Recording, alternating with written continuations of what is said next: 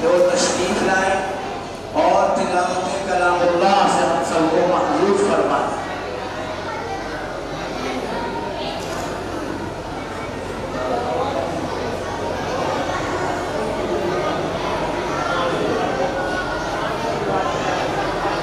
السلام علیکم ورحمۃ اللہ وبرکاتہ۔ اعوذ باللہ من الشیطان الرجیم، بسم اللہ الرحمن الرحیم۔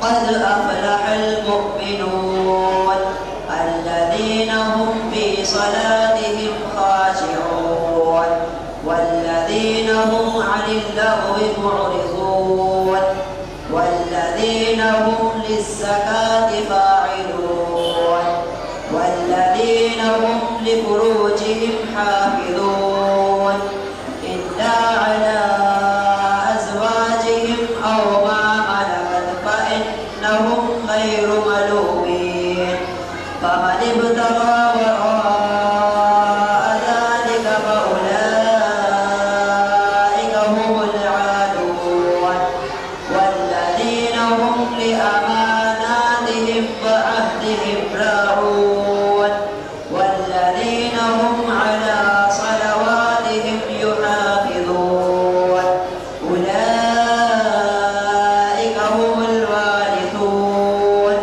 الذين يرثون الفردوس هم فيها خالدون۔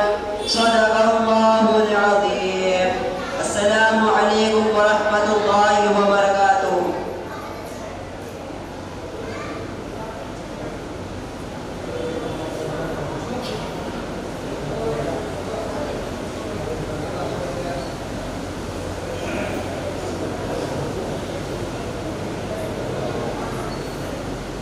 اب اس طالب علم کے بعد اس مکتب کی ایک اور طالبہ کو میں دعوت سخن دے رہا ہوں، لیکن اسے بلانے سے قبل ایک بات آپ کے گوش گزار کرنا چاہتا ہوں کہ ہمارے یہاں جو نصاب ہے پڑھانے کا بچوں کو، جو سلیبس ہے، وہ دینی تعلیمات ہیں۔ بہت سے بچے وہ بھی ہیں جو یا تو دلچسپی نہ ہونے کی وجہ سے یا کسی عدم شوق کی وجہ سے دینی تعلیمات نہیں پڑھتے بلکہ قاعدے ہی پڑھتے ہیں۔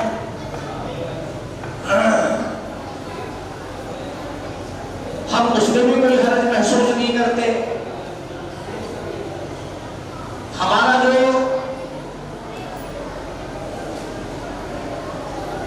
اس معاملے میں نصب العین ہے وہ یہ ہے کہ بچہ چاہے جس انداز سے پڑھے لیکن پڑھے، اور بچہ جب آئے تو کچھ نہ کچھ لے کے جائے، کچھ نہ کچھ وہ تعلیم و تربیت سے آراستہ ہو۔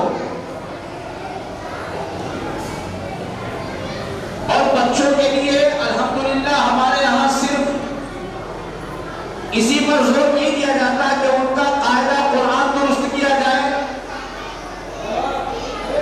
کہ یہ اول درجے کی چیز ہے، بلکہ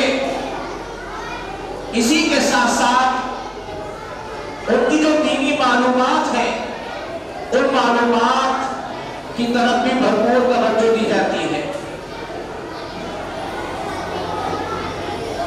خاص طور سے جو لڑکیاں ہیں ان کے حوالے سے جو ان کے ذاتی مسائل ہیں،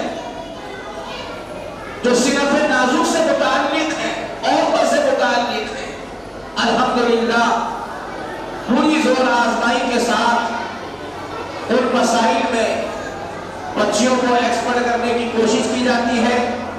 چنانچہ اسی کا ایک نمونہ، ایک جھلک آپ کے سامنے پیش کی جا رہی ہے۔